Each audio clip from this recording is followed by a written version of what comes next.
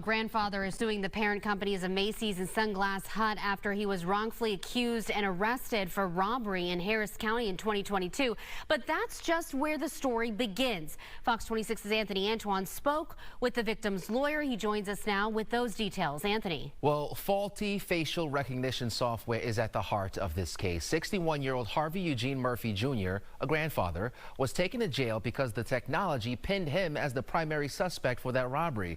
But according to the lawsuit, he was taken to jail, and in a matter of hours, he was beaten, raped, and then released. And now, years later, he's suing.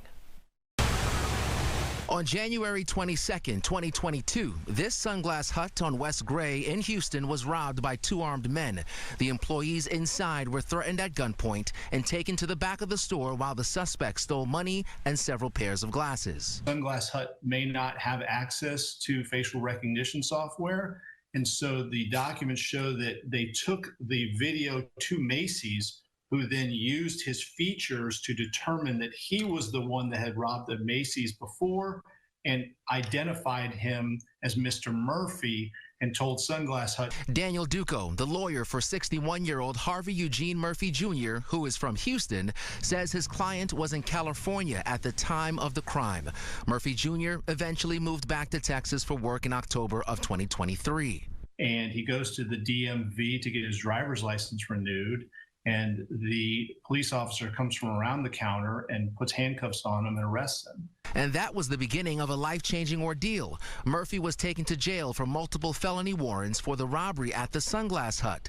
Court documents suggest the store employee was also prepped by the company and identified Murphy as the robber, with facial recognition playing a key role in his arrest.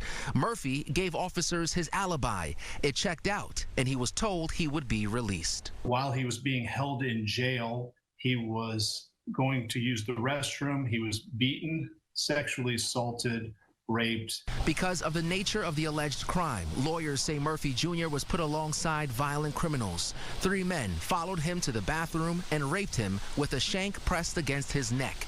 He was released and the case was dismissed.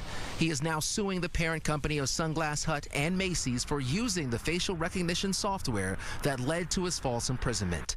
The dangers of using this technology is also outlined in court documents. I know for a fact that studies have showed that African Americans have a high rate of false positives based on facial recognition software. I also know comparing people who are older with pictures of other people when younger, so age gaps have a very high rate, up to 90% of false positives.